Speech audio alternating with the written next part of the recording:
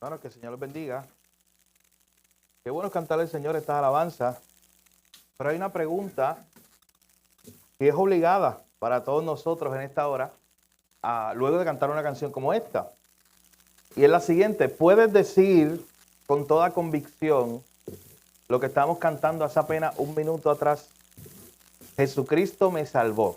Eso se repite en esa canción. Pero ¿tienes toda esa seguridad esta mañana? No cantarlo por cantar, tú puedes tener la seguridad de decir, Jesucristo me salvó. Ya no hay condenación, porque Jesucristo me salvó. Hermano, esa es la mejor noticia, ese es el Evangelio. La mejor noticia que usted puede escuchar. Ya no hay condenación, Jesucristo me salvó. Qué bendición estar juntos nuevamente, estudiando la palabra del Señor.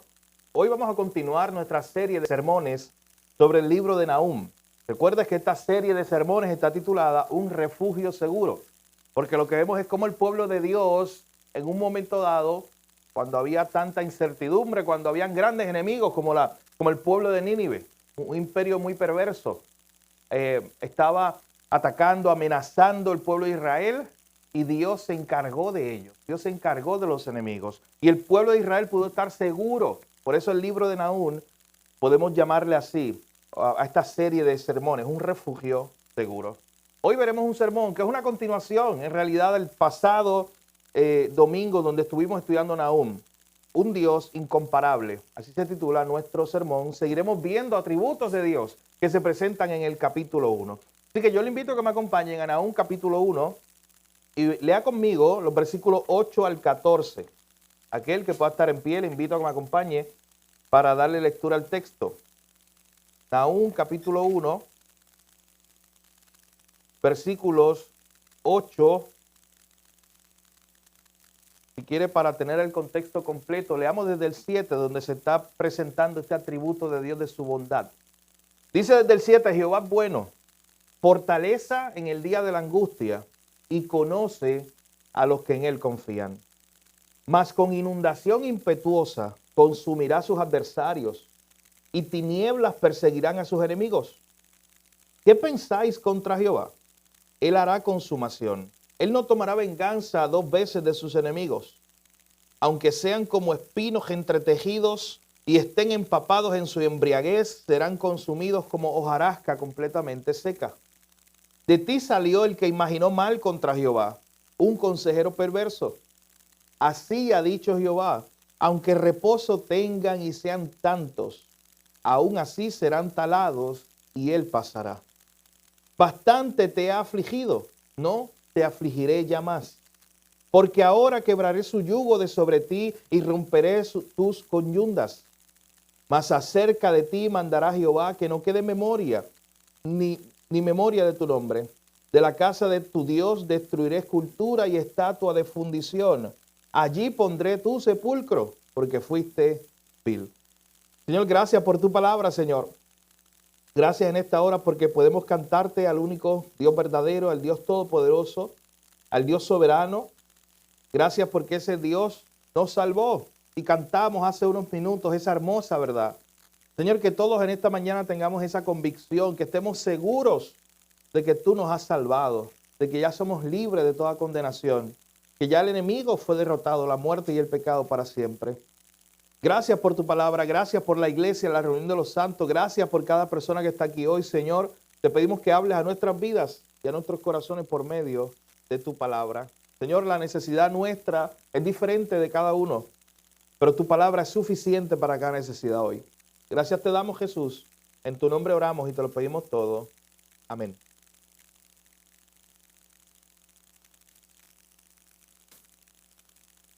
En el año 2022, en verano, junio, el mes de junio, yo tuve la oportunidad de viajar a una ciudad que se llama Anaheim, California, para una reunión de convención. Una reunión, usted sabe ya cómo es su trabajo, se ha hecho por los pasados años, donde nosotros como parte de la Convención de Puerto Rico vamos y nos reunimos con diferentes hermanos bautistas de todo Estados Unidos, Canadá, y siempre es una bendición estar allí. Pero esa reunión fue especial por muchas cosas. Lo que pasó allí fue muy importante, las decisiones que se tomaron, pero nosotros las recordamos particularmente, y mi familia, mi esposa la recuerda particularmente, porque en ese evento, y yo sé que usted también como iglesia lo recuerda, yo tenía un viaje planificado y estaba todo listo para que yo regresara el miércoles. Era un viaje que parecía, como lo hemos hecho antes, rápido. Era nosotros llegar el domingo, estar el lunes en la reunión, lo que se llama la Asamblea General, el martes en la Asamblea General todo el día, y miércoles regresar, y el mismo miércoles en la noche estar aquí con mi familia. Ese era el plan. Era la semana de junio, que el próximo domingo era Día de los Padres. Así que imagínense, queríamos estar acá. Pero nosotros teníamos todo al parecer muy cuadrado, todo muy planificado. Y justo el día que estamos saliendo o preparándonos para salir al aeropuerto de California para venir a Puerto Rico, empiezan a llegar unas notificaciones que cuando usted es un viajero, en ese momento que usted está viajando, no quiere que le lleguen. Son las notificaciones de que el vuelo fue cancelado. Así que el vuelo fue cancelado y no teníamos nada que hacer porque lo que decía era que el próximo vuelo que saldría eran 2 días. ¿Y qué íbamos a hacer en California en 2 días? Si ya se había acabado la convención, no teníamos hotel. Así que imagínense. Lo único que se nos pudo hacer y lo que arregló la aerolínea era enviarnos de California a Utah. Al menos era una esperanza porque en Utah podíamos conseguir un vuelo más cercano. Así que nos montamos un avión, fuimos hasta Utah, estamos en el aeropuerto, estamos esperando, todo parece bien. Hay un avión listo incluso. Y nos llega la notificación, vuelo cancelado. Y también no teníamos opción ahora estábamos en Utah, otro lugar. Gracias a Dios yo fui con la persona que yo fui, que es el director ejecutivo de la convención. Él estuvo allí en Utah plantando una iglesia hace varios años atrás. Él tiene familia, incluso amigos allá. Así que él pudo llamar, nos recogieron al aeropuerto y nos llevaron a su casa y estuvimos 2 días en Utah. Y al otro día que yo estaba en Utah, yo decía, ¿qué yo hago aquí? Bueno, fue bonito ver el sitio. Nos llevaron hasta el Museo de los Mormones y un montón de cosas por allá. Y la montaña muy linda. Pero dice, ¿qué yo hago aquí? Quiero ir a mi casa. Así que cuando por fin hay esperanza, de Utah nos llevan al aeropuerto y usted no lo va a creer. Pero pasa lo mismo. Otro vuelo cancelado y de Utah terminamos en Nueva York. Un viaje que era de California a Puerto Rico, rápido, ese día llegar. Terminamos en Nueva York y en Nueva York ocurre lo mismo. Estamos 3 días en Nueva York. Gracias a Dios por un pastor allí que nos abrió su casa. Y tuvimos que quedarnos en su casa. El día de padres llegó y allí estaba yo. Yo era un padre nuevo, imagínense, Mateo tenía 1 año y pico, tenía Mateo. Así que el día de padres llegó y allí estaba yo en Nueva York, la bendición, y yo no me quejo. De hecho, hablé de queja el jueves. No me puedo quejar. Porque como nosotros estábamos medio tristes y era Día de los Padres, el pastor de allí dijo, mira, hoy hay un jueguito de los Mets, vamos, yo los invito. Y nos llevó a un jueguito ahí de pelota para como entretenernos el Día de los Padres. Así que, imagínense, un viaje que era planificado para el mismo día, California, llegar a San Juan, terminó por otros lugares, fueron buenas experiencias, fueron buenos tiempos, pero eso nos mostró a nosotros lo fácil que es destruir un plan nuestro, un plan que tú tienes ya.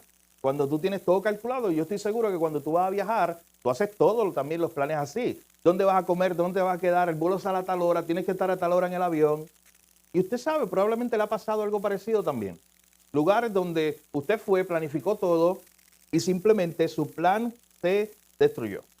Así que la pregunta que yo te quiero hacer para comenzar a reflexionar en Nahum capítulo 1, verso 8 en adelante, es la siguiente. ¿Has tenido que cambiar un plan alguna vez? Todos de seguro tendremos que decir que sí. Pero es uno de esos planes que tú estuviste mucho tiempo, incluso años, planificando, que cada detalle parecía planificado y cuando llegó la hora, todo salió mal o todo salió al revés. Y tus planes no funcionaron. Nosotros desde la perspectiva humana siempre experimentamos eso. Es por eso que el ser humano siempre necesita un plan B. ¿Usted ha escuchado el famoso plan B? A veces plan C también. Nosotros como seres humanos siempre necesitamos eso. Pero yo quiero que veamos el pasaje que tenemos delante de nosotros hoy, en Nahum capítulo 8, verso al 14, y veamos cuáles fueron los planes de Dios, cuál fue el plan de Dios y cómo ese plan se ejecutó. ¿Y sabes qué nos va a mostrar esto, mis hermanos? Que Dios no tiene plan B. Dios tiene un solo plan. No le llamemos ni plan A, porque es que no hay otra categoría. Dios tiene un solo plan y nada ni nadie puede frustrarlo. Los planes de Dios, nada ni nadie puede frustrarlo. Y el pasaje que veremos hoy nos recordará eso. Nuestros planes son destruidos por cualquier cosa, pero los planes que Dios ha determinado que ocurran en su soberanía, nada ni nadie puede frustrarlos ni detenerlos. Así que en el día de hoy lo que estaremos viendo es un desglose nuevamente de atributos de Dios. Recuerden como repaso, ¿qué estaba pasando en este tiempo de Nahum? Bueno, Nahum le va a enviar un mensaje al pueblo de Israel. Nahum era un profeta para que ellos estuvieran tranquilos, para que ellos supieran que Dios los estaba cuidando, que Dios tenía celo por ellos, que Dios los protegía, que aunque había una amenaza grande, el imperio de Nínive, era una amenaza grande para destruir el pueblo de Israel. Todo el tiempo estaba ahí como la sombra tratando de destruir el pueblo de Israel. La idea de Nahum es llevarle un mensaje de consolación, de esperanza a este pueblo, decirle, en Dios ustedes están seguros. Y lo interesante es que antes de que Nahum hable de lo que Dios va a hacer, Nahum habla de lo que Dios es. Y por eso en el capítulo 1, desde los pasados domingos, empezamos a ver cómo se desglosan diferentes atributos. Ustedes recuerdan del verso 2, este Dios es un Dios celoso, celoso por su pueblo. Este es un Dios que está enojado con sus enemigos, airado con sus enemigos.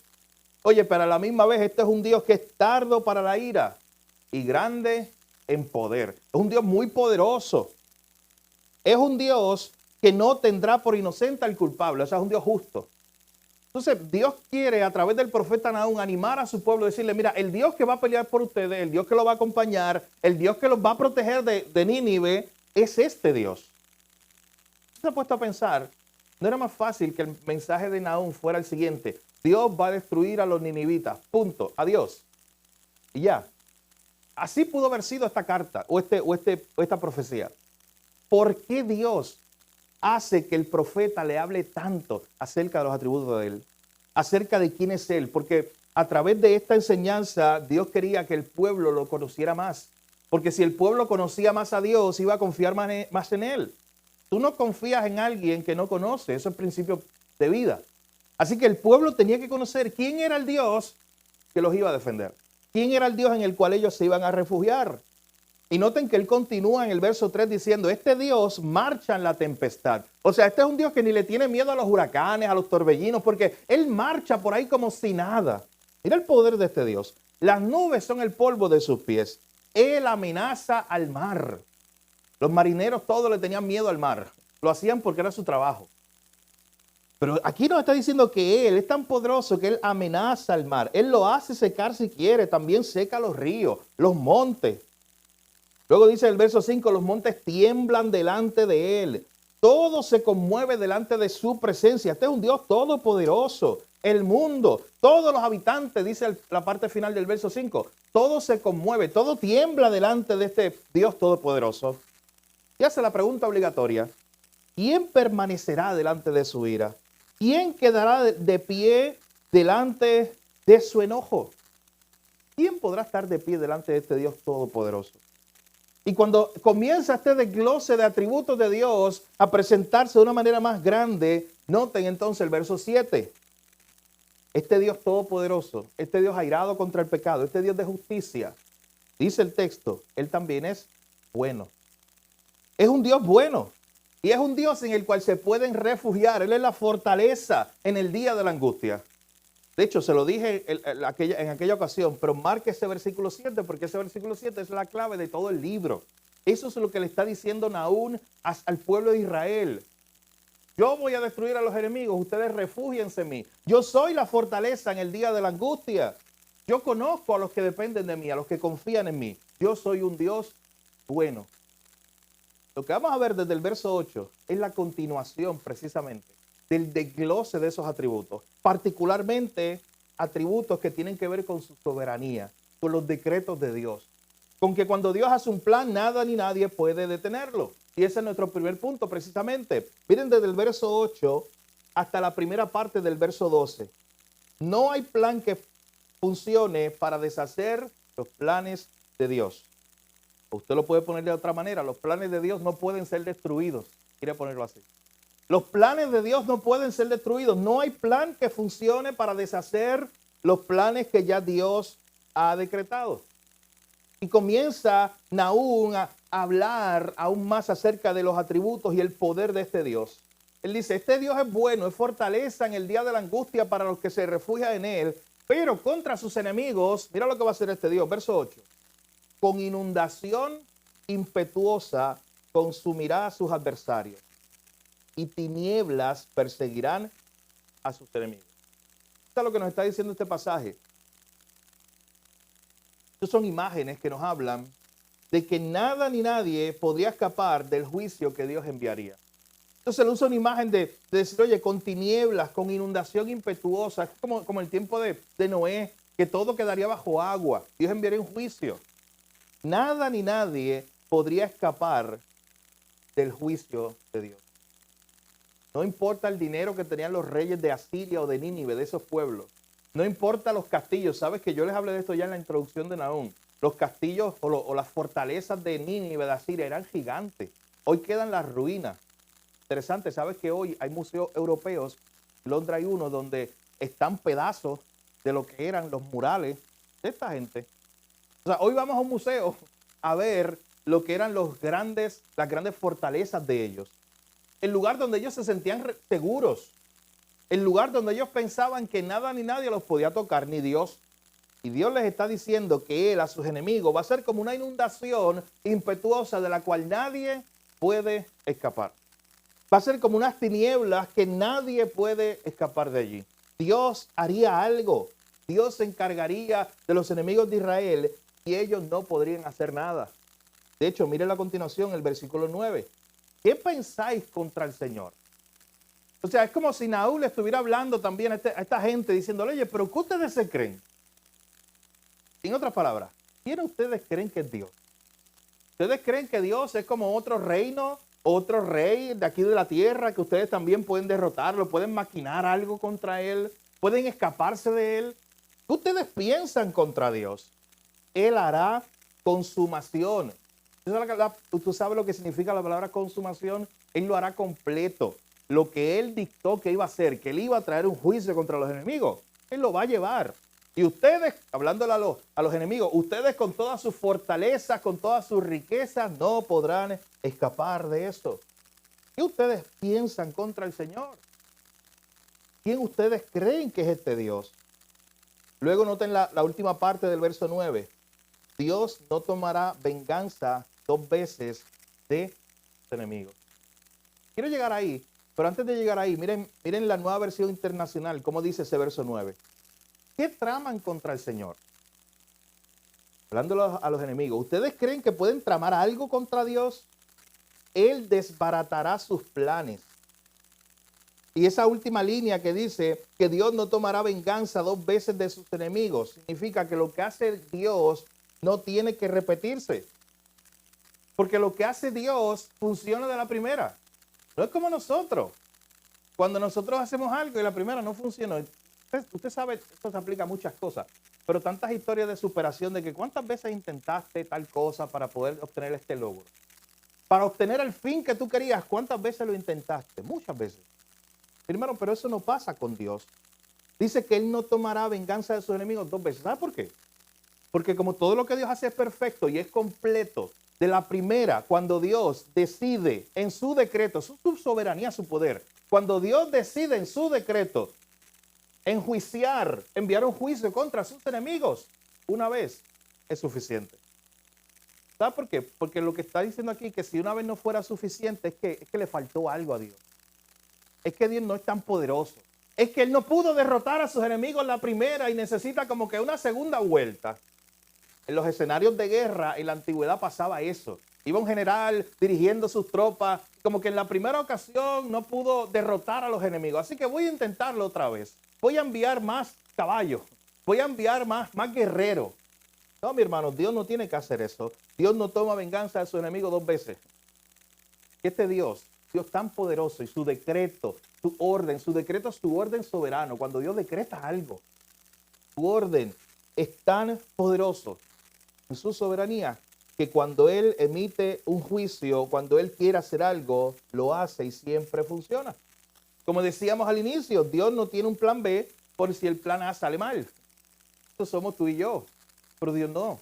Hermano, y cuando tú estudias estos atributos de Dios, piensa por un momento qué tiene que ver eso contigo y con tu vida, porque tú no estás peleando contra los ninivitas probablemente, ni contra los asirios, ese no es tu caso.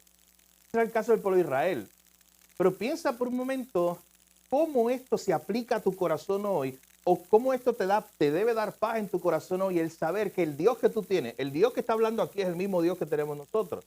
Y que ese Dios que tú tienes y que yo tengo es el Dios que ejecuta su plan y nada ni nadie puede contradecirlo.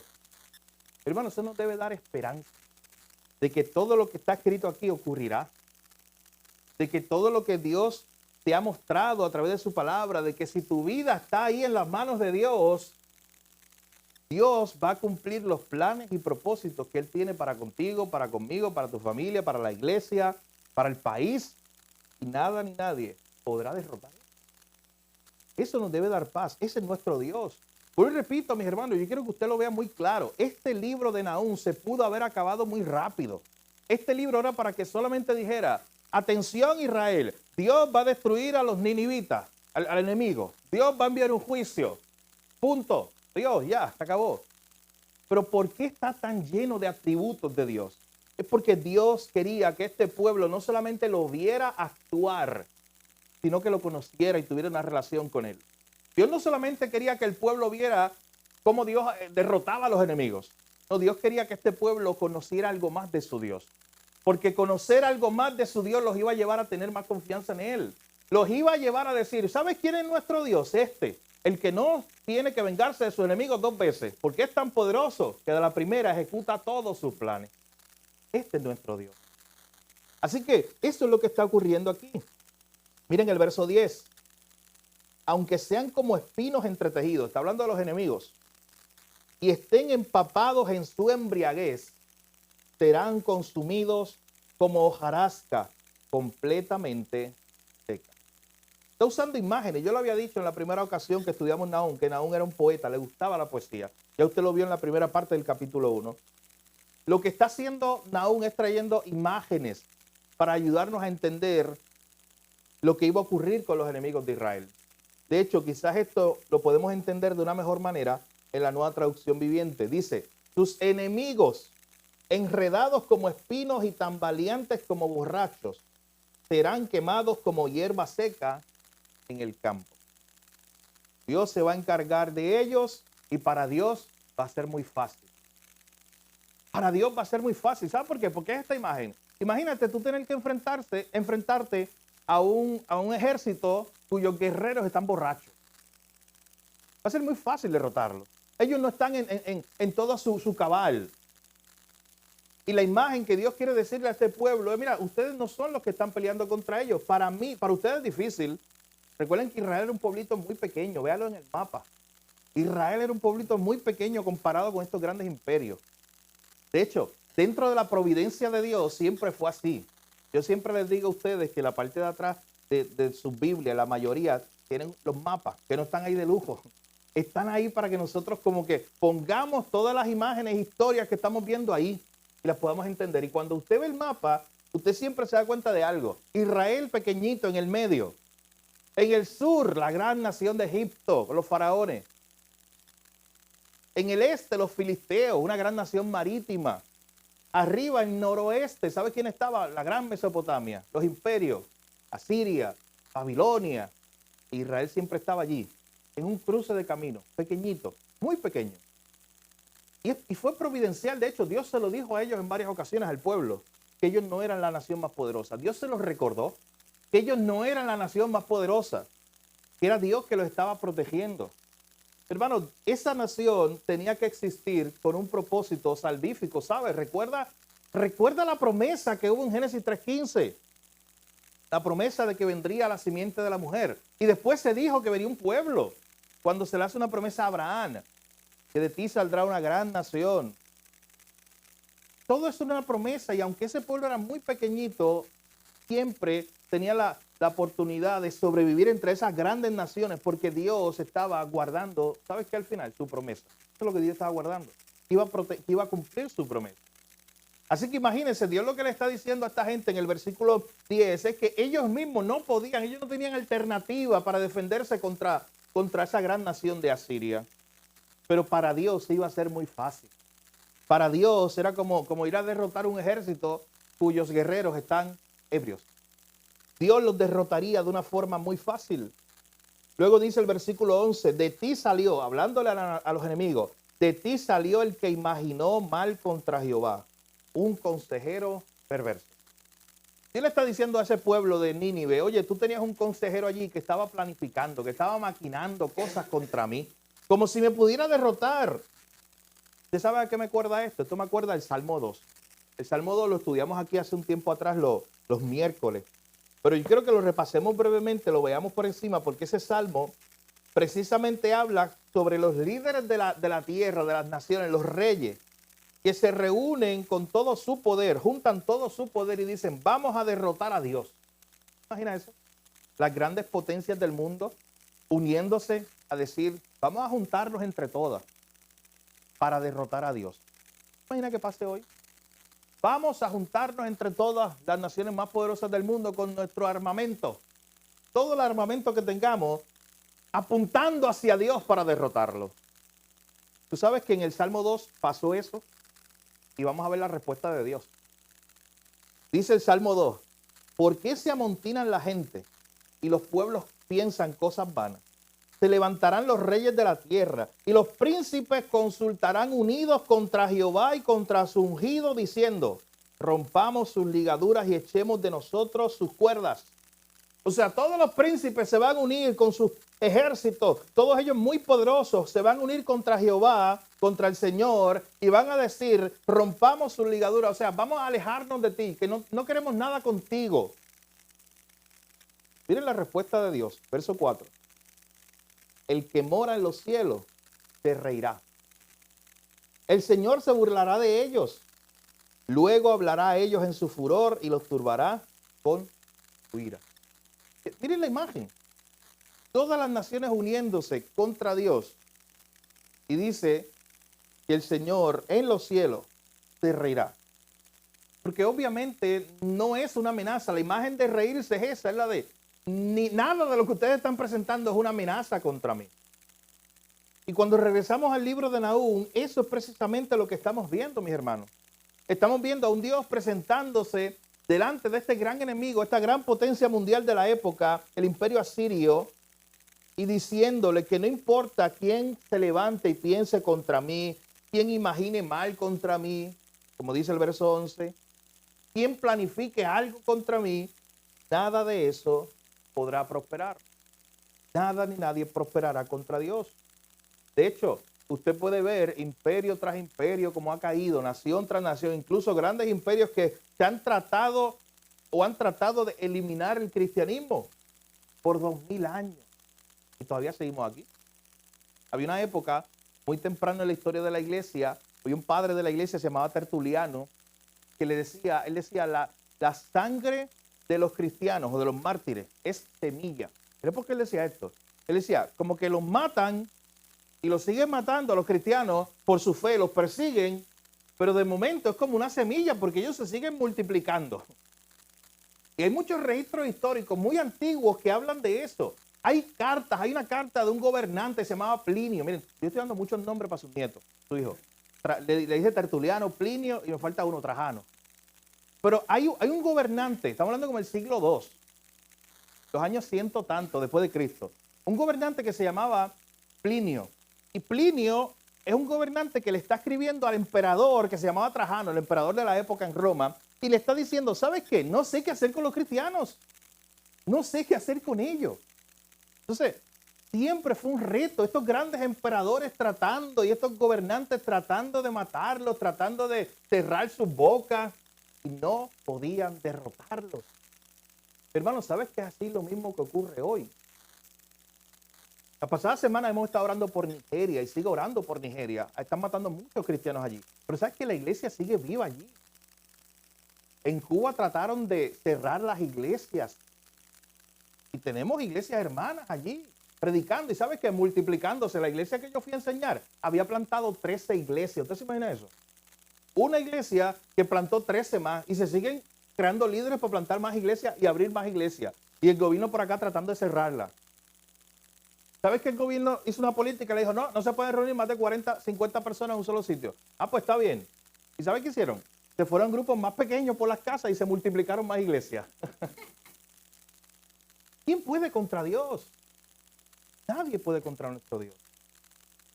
Y aquí lo que está haciendo el profeta es tratando de presentar esta idea de este Dios todo soberano, de que no hay nadie que pueda maquinar contra él. Y él le dice, de ti, hablando a la nación enemiga, salió uno que imaginó mal contra mí, que pensó que me podía derrotar. Él es un consejero perverso. Ahorita vamos a ver algo más de eso. Miren lo que dice la primera parte del verso 12. Así ha dicho Jehová. Oye, cada vez que aparecía eso en la Biblia, era como una atención muy importante. Era la palabra de Dios. Así ha dicho Jehová. Aunque reposo tengan y sean tantos, aún así serán talados. Y él pasará. Es lo que está diciendo. Es como si Dios le estuviera diciendo al pueblo, mira, no te preocupes de si ellos son muchos, porque lo son. El ejército de ellos es grande. No te preocupes de si ellos son fuertes, porque lo son. Yo me voy a encargar de ellos.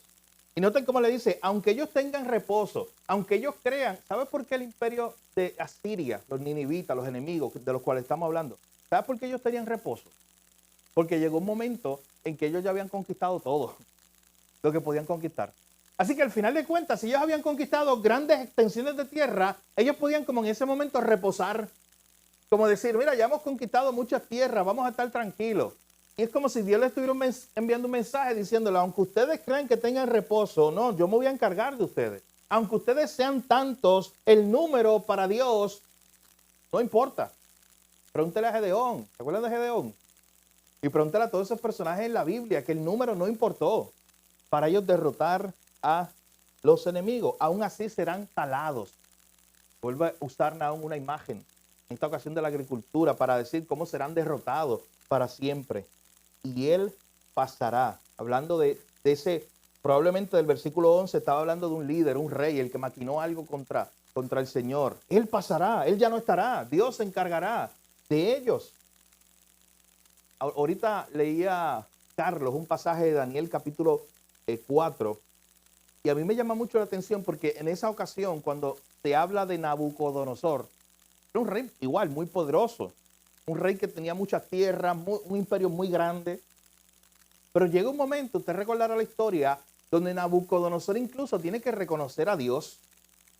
Y hay un pasaje que está en Daniel capítulo 4, verso 35, que nos ayuda a entender muy bien lo que estamos viendo hoy. Mira lo que dice Daniel capítulo 4, versículo 35.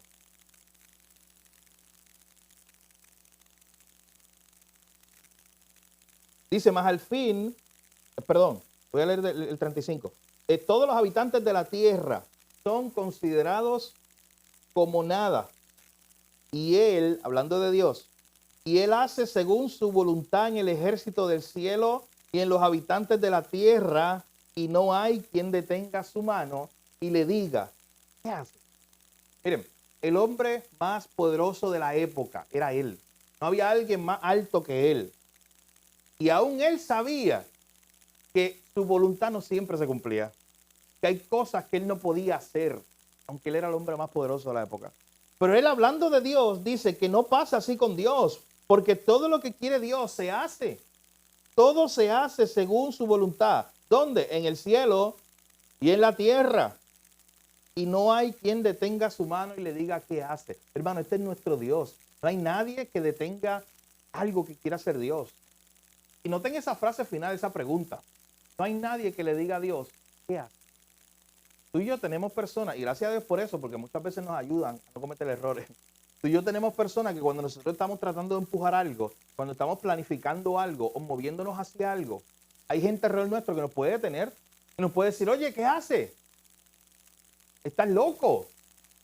No hagas eso. Y tratan de detenernos. Pero no así con Dios. No hay nadie que le diga a Dios, oye, ¿qué estás haciendo? Detente. Nadie puede detenerlo. Nos dice que no hay nadie que detenga su mano. Hermano, este es nuestro Dios. Este es el Dios al que nosotros le servimos. Nada puede detenerlo a Él. Lo más impresionante, y es lo que vamos a ver ahora en nuestro segundo punto, es eso que estamos viendo, regresando allá a Nahum capítulo 1, es esa segunda parte del versículo 12. Porque es importante ese versículo, y si usted escribe su Biblia, haga esa división, porque esa división que les voy a explicar ahora es muy importante. Ese versículo 12, hay una transición entre lo que está haciendo el profeta, hablándole a los enemigos, y de momento hace como una pausa para hablarle al pueblo de Dios, al pueblo de Israel. Él les está diciendo, aunque ustedes tengan reposo, aunque sean tantos, aún así serán talados y él pasará. Pero de momento Dios le habla particularmente a su pueblo. Y le dice ahí, la segunda parte del verso 12, bastante te he afligido, no te afligiré ya más, porque ahora quebraré su yugo de sobre ti y romperé tus coyundas. Ya vimos en primer lugar que nadie puede quebrar los planes de Dios. En segundo lugar, recuerden que lo que se está presentando es un desglose de quién es Dios, los atributos de Dios. Estamos viendo ahora que Dios cuida y rescata a su pueblo. Lo que hace Dios aquí es un paréntesis. Dentro de su juicio, Él está enviando un juicio contra los enemigos, y dentro de ese juicio Él se detiene para decirle a su pueblo, yo te rescataré, yo pelearé por ti. Hermano, no es la primera vez que Dios lo hace. ¿Cuántas veces Dios peleó por Israel? ¿Cuántas veces Dios lo rescató? Búsquelo en el Antiguo Testamento. Todas las veces que Dios tuvo que ir al rescate de este pueblo, una y otra vez.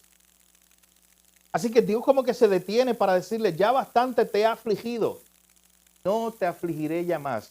Y cuando habla de la aflicción, es que este pueblo también estaba, pueblo de Israel, también ellos habían pagado un precio, en el sentido de que ellos se habían alejado de Dios. Y ellos estaban recibiendo un castigo como hijos en su momento. Pero Dios estaba diciéndole en esta ocasión, ya bastante he permitido algunas situaciones en tu vida como pueblo, ya no te afligiré más. Hermano, las aflicciones que estaba pasando el pueblo de Israel estaban en las manos de Dios. ¿Y tú sabes por qué eso es importante? Vuelvo y repito, nos ponemos nosotros en la misma posición.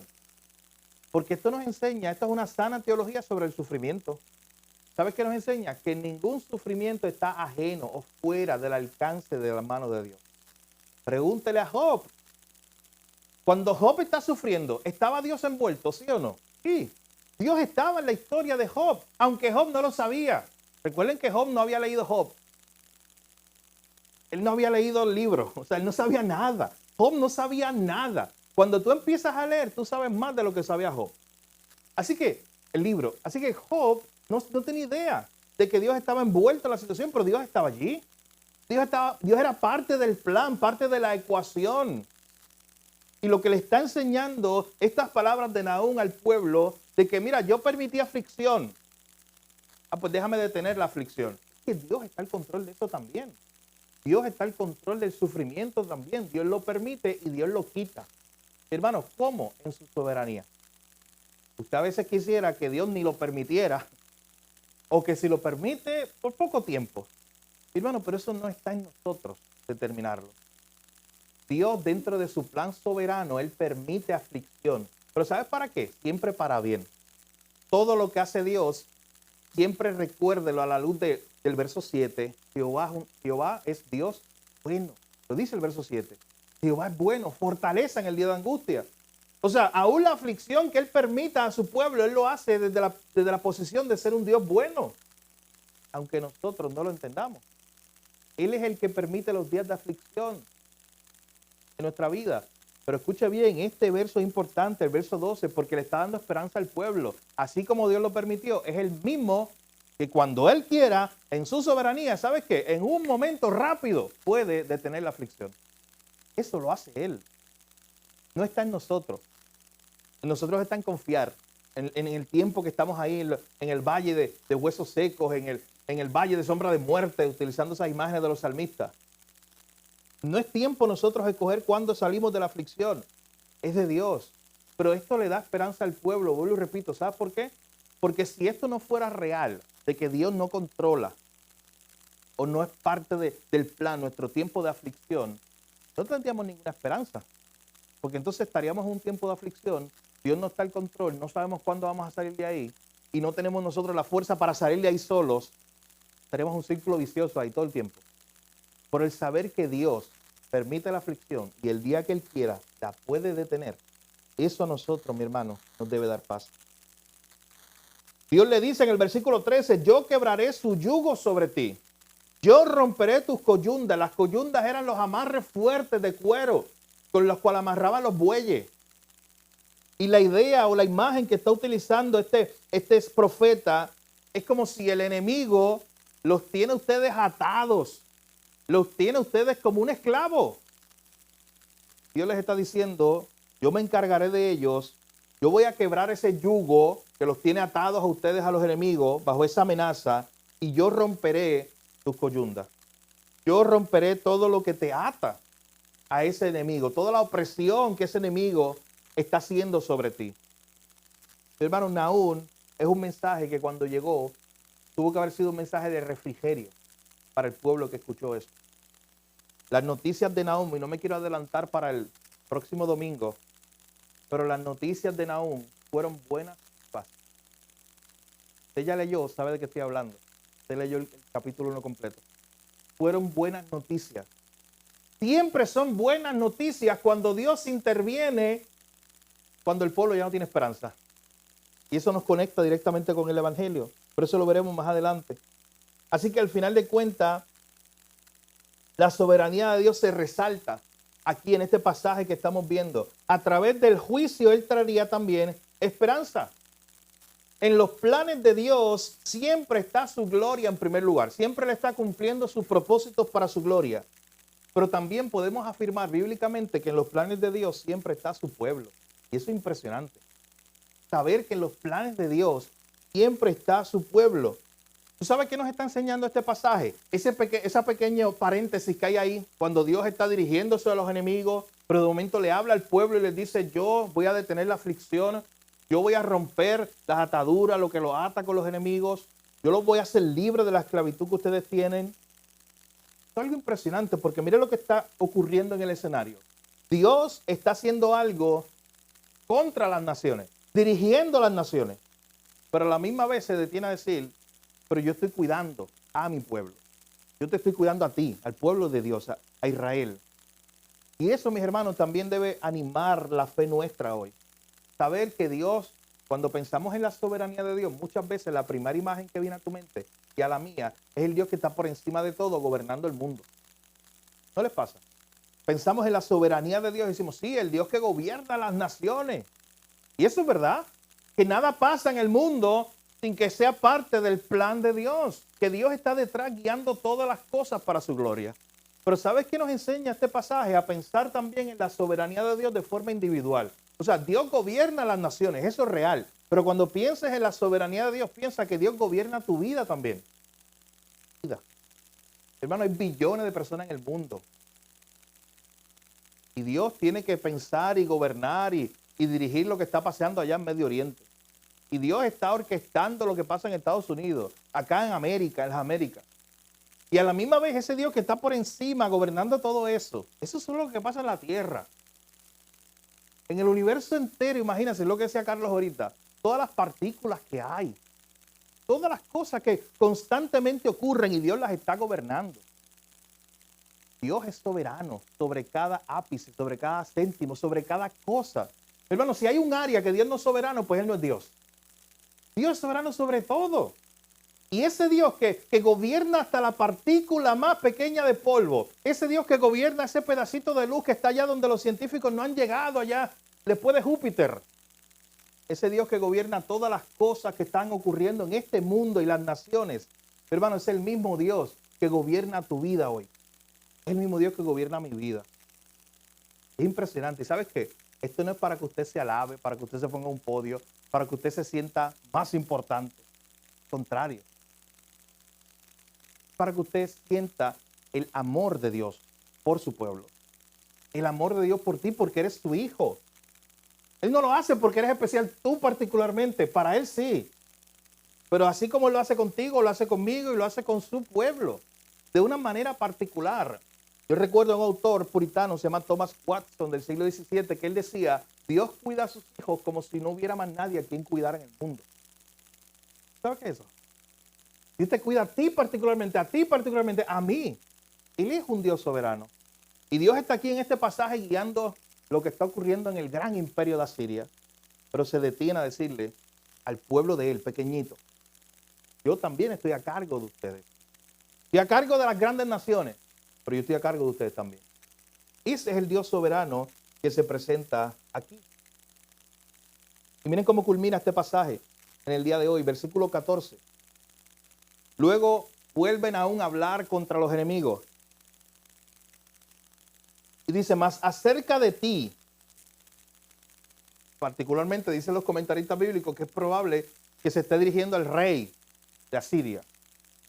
Aquel que había imaginado, maquinado un mal contra Dios y contra su pueblo. Aquel que creía que así como había derrotado todos los pueblitos pequeños alrededor, también podía meterse con Dios, con el Dios de Israel. Mas acerca de ti mandará Jehová. Apunte esa palabra, porque esa palabra en el hebreo es bien fuerte. Esa palabra, la traducción correcta es ordenará Jehová. Él con su poder ordena esto. Y cuando Él ordena algo, lo hemos visto hoy, nadie puede contradecirlo, nadie puede detenerlo. Así, más acerca de ti mandará Jehová, que no quede ni memoria de tu nombre. ¿Tú se imaginas ese mensaje para este rey? ¿Sabes que los reyes vivían para la gloria de su nombre? Los reyes vivían para hacer grandes palacios y ponerle su nombre. Los reyes vivían para hacer grandes estatuas. ¿Se acuerdan de Nabucodonosor? Una estatua a su nombre. Y de momento Dios le dice, de ti mandará Jehová que no quede en memoria ni de tu nombre. De la casa de tu Dios destruiré las esculturas y la estatua de fundición. Palabras bien fuertes. ¿Sabes por qué? Porque estos pueblos de esa región creían que ellos tenían varios dioses y creían que ellos tenían esa protección divina y que sus dioses los defendían. Y Dios le está diciendo directamente, no hay ningún Dios que te va a defender. Si yo tengo mi atención contra ti y envío un juicio contra ti, ningún Dios tuyo te va a defender. Al contrario, mira lo que yo voy a hacer. Yo voy a destruir todas las esculturas. De hecho, implícitamente le está recordando que son eso, esculturas. Este es el único Dios verdadero y que ellos lo que son estatuas de fundición. Que Dios las iba a destruir. Y luego le dice al final, allí pondré yo tu sepulcro, porque fuiste vil. Y pondré yo tu sepulcro. Son unas palabras bien fuertes, dirigidas a este hombre que probablemente era el rey del pueblo enemigo de Israel, que pensaba que podía destruir el pueblo de Dios. Y recuerden que en la época se pensaba así también. Si destruyo el pueblo de Israel, destruyo y derroto a Jehová. Pero no se estaban metiendo con cualquier Dios. Están metiendo con el único Dios verdadero. Y por eso estas palabras tan fuertes. Yo pondré tu sepulcro allí. Yo te derrotaré. De hecho, ¿sabes que cuando yo preparaba este sermón, a mi mente venía esta parte aquí, cuando dice, yo destruiré de la casa de tu Dios las esculturas, las estatuas de fundición. No sé si les pasa a ustedes, pero en mi mente yo pensé en varias historias del Antiguo Testamento. ¿Sabes qué? Pensé en 1 Samuel 5 cuando, no lo tiene que buscar usted, buena lectura para esta tarde, para que usted se la lleve. Con la taza de café, sí. 1 Samuel 5, versículo 1 al 5. Ahí usted tiene una imagen donde el pueblo de Israel perdió el arca. ¿Se acuerda de eso? El arca del pacto. Y el arca del pacto terminó allá con los filisteos. Y de momento cogieron el arca del pacto y se la llevaron como premio al dios Dagón, se llamaba, al dios de los filisteos. Como si fuera un premio, como decir, mira, derrotamos a Israel, derrotamos a Jehová. Toma el premio, lo que era su Dios o lo que representaba algo de su Dios. ¿Y sabe qué? Ellos dejaron esa arca del pacto allí en el templo de Dagón y al otro día encontraron la estatua de Dagón en el piso. ¿Y sabe qué hicieron? Me encanta eso. Levantaron a Dagón al otro día. Oye, tienen que levantar a su Dios. ¿Lo entienden? Levantaron a su Dios. No se pudo levantar solo. Si era un Dios tan poderoso en el cual tú estás confiando tu vida. No se pudo levantar solo. Dice el texto que levantaron a su Dios. Lo pusieron donde estaba, ese altar, dejaron la puerta y al otro día, ¿sabe qué pasó? Encontraron a Dagón tirado en el piso sin cabeza y sin mano. No se la pudo pegar para atrás. No se pudo poner la cabeza para atrás. Y era una representación de este Dios con todo su poder. Eso era el arca del pacto allí, que claro, representaba la presencia de Dios. Pero noten estos pueblos creyendo que ellos podían derrotar a Dios. Y otra historia que vino a mi mente, y de seguro usted también tendrá esa imagen, es Primera Reyes 18. ¿Usted recuerda Primera Reyes 18? ¿Usted recuerda a esa historia de Elías? Cuando llega un momento que Elías tiene como un debate, como una guerra con los Baales o con los sacerdotes de Baal. Es que a mi mente venía toda esa imagen. Cuando Dios le está diciendo aquí, yo voy a derrotar de la casa de tu Dios las esculturas, las estatuas de fundición. En Primera Reyes 18 hay una escena donde se va a demostrar quién es el Dios de Israel. Recuerden que había un rey pagano, un rey muy malo, Acab, que se había casado con Jezabel. ¿Ustedes recuerdan esa historia? Que era que venía de adorar a los Baales, era un dios de la región. Y ahí se iba a determinar quién era el Dios verdadero. Y allí estaban, en un momento dado, haciendo un sacrificio. Y se hizo como un reto. Y el reto era, oye, vamos a orar a Dios. El Dios que envíe fuego del cielo y consuma el sacrificio, ese es el Dios de Israel. Y Elías, usted se imagina a Elías sentado, dándole el primer turno a los profetas de Baal. Eran muchos, eran cientos probablemente. Y le da el primer turno y le dice, mira, pues ustedes llamen a su Dios para que entonces su Dios envíe fuego del cielo y consuma el sacrificio. ¿Usted recuerda lo que dice el texto? Dice que ellos empezaron a hacer sus danzas rituales, sus bailes. Que ellos empezaron a cortarse porque era parte de su rito. Y ellos comenzaron a llamar a gran voz. ¿Y sabes qué Elías les dice? Llamen más duro. De hecho, le dice más. Le dice, quizás está dormido o no está en casa. Quizás es que no los escucha porque venga más tarde a buscar a su Dios. Él no está aquí, él no está ahí, probablemente llame, aclámelo más fuerte. ¿Sabe qué? Elías, una sola oración bastó, mi hermano. Una sola oración para que el Dios soberano que gobierna todas las cosas enviara fuego del cielo, consumiera lo que estaba allí y todo lo que estaba alrededor y se demostrara quién era el único Dios verdadero. Este mismo Elías fue el que dio la palabra de Dios de que iba a haber lluvia cuando Dios quería ver que fuera lluvia y que iba a detener la lluvia. Pero ¿tú sabes cuál era el problema? Que el debate era entre Jehová, el Dios de Israel, y Baal. Y Baal era el Dios del clima. Hay un problema ahí. Porque si era el Dios del clima, se supone que él enviara el fuego, que él enviara el rayo, que él enviara la lluvia cuando él quisiera. Y de hecho, hay una imagen, yo la he visto, después usted la puede buscar, hay una imagen de Baal, de cómo se veía Baal, cómo lo dibujaban en escultura. Y dentro de la escultura de Baal, una de las más antiguas, esa época, tiene un rayo en la mano. Porque ellos creían que él enviaba sus rayos y que él controlaba la lluvia y todo eso. Y allí en esa historia, en esa batalla con Elías, se demostró que no, que Baal era una estatua más, que no era el Dios soberano, que no era el Dios todopoderoso que se está presentando aquí. Hermano, y usted puede buscar más escenas porque las hay en el Antiguo Testamento. Pero piense por un momento conmigo, Dios está decretando en su soberanía derrotar a todos sus enemigos. Y Él no se vengaría dos veces de ellos porque una vez sería suficiente. Dios tiene solo un plan. Nadie puede escaparse de Él. Ni todos los reyes del mundo juntándose pueden derrotar a nuestro Dios. ¿Sabes qué nos enseña esto? Y con esto termino, mi hermano, que no hay enemigo grande contra nuestro Dios. Y eso ya lo demostró en la cruz y en la tumba vacía. Ya lo demostró. No hay un enemigo grande. Dios derrotó a Siria, Dios derrotó a Nabucodonosor, que era lo más grande. Dios derrotó al imperio romano y a cada imperio que se ha levantado. Pero sobre todas las cosas, nuestro Dios ya demostró en la cruz que Él derrotó el pecado para siempre. 3 días después demostró con la tumba vacía que también venció la muerte para siempre. Conecte todo, mi hermano. Este Dios es el Dios soberano que decretó hacer algo. No hay vuelta atrás. Decretó salvarnos a través de Cristo. Llevarlo a la muerte de cruz para morir por nuestros pecados y después resucitarlo el tercer día. ¿Sabes qué? Así ocurrió. No había forma de que Jesús se quedara en la tumba. Porque Él es tan poderoso que Él había decretado algo que iba a ocurrir. Eso es lo que ocurrió con nuestra salvación. Y eso es lo que yo quiero que usted por un minuto piensa y lo aplica a su vida hoy. Con esto ya cerramos. Que no importa cuán grande, cuán pequeño sea situaciones en su vida, algo que se nos ha recordado a través de este pasaje, mis hermanos, es que nada está fuera de la soberanía de Dios. Nada está fuera de su alcance, de su cuidado, de su poder, de su decreto. Y que cuando Él tiene un plan, no importa qué o quién se levante por medio, Él lo va a cumplir. Mateo 16, 18 dice, Él está edificando su iglesia. Las puertas del Hades no prevalecerán contra ella.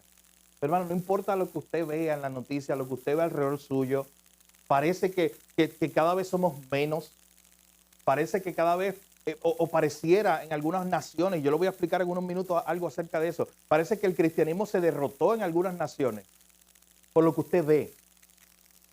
Pero siga creyendo en este Dios. Él dijo que edificaría su iglesia, que las puertas del Hades no iban a prevalecer. ¿Y tú sabes qué? Esa imagen no es que ahí está Dios con su iglesia simplemente parada, esperando que los enemigos vengan para tratar de derrotarlos. No. Es una imagen de ofensiva. ¿Sabes qué significa? Que es la iglesia moviéndose, alcanzando nuevo territorio. Y que nada, nadie puede detener el avance del reino de Dios. Esa es la esperanza nuestra, mi hermano. Nadie puede detener a nuestro Dios. Por eso es que Pablo le dijo a los filipenses, el que comenzó la buena obra en vosotros la va a perfeccionar. Y nada ni nadie puede detener eso, mi hermano. Dios ha comenzado una obra en ti y en mí de salvación, de santificación. Él lo está haciendo. Nada podrá detener. No importa el problema grande, pequeño que tengas hoy. Piénsalo a la luz de este Dios que estamos recordando en la palabra. De este Dios soberano que si gobierna la última partícula por allá después de Júpiter en el universo, también gobierna tu vida hoy. Tiene control de tu vida. El Dios que no tiene plan A, plan B, plan C, no necesita eso. Ese es el Dios al que tú y yo le servimos.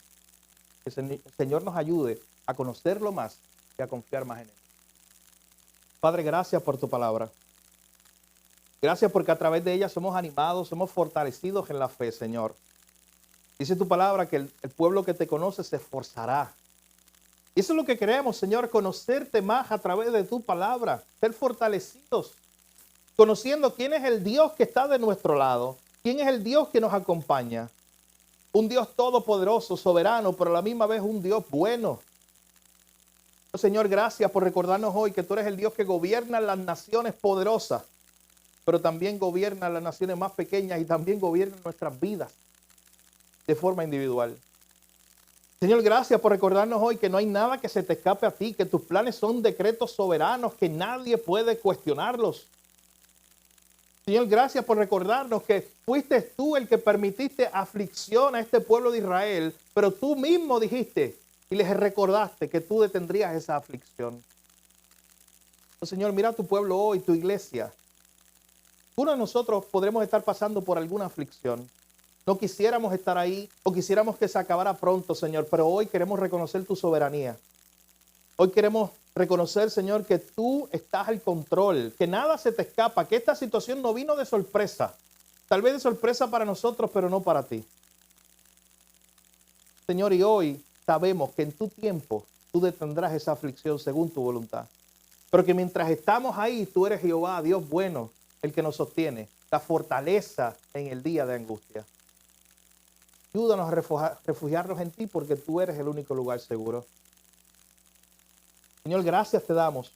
Gracias por Cristo, gracias por la salvación. Gracias porque tú decretaste eso, Señor, que fuera Cristo a morir por nuestros pecados y que al tercer día resucitara y nada ni nadie pudo detener que Él se levantara de los muertos. Gracias porque la iglesia ha llegado hasta nuestro lugar, porque un día se nos predicó el evangelio y porque este evangelio sigue alcanzando naciones y pecadores para tu gloria y nadie ni nada puede detener eso, Señor. Gracias por recordarnos quién eres tú, el único Dios verdadero, Dios todopoderoso y soberano, que conocerte más cada día nos ayuda a confiar más en ti, Señor. En tu nombre Jesús oramos, te lo pedimos todo. Amén. Es importante que pensemos hoy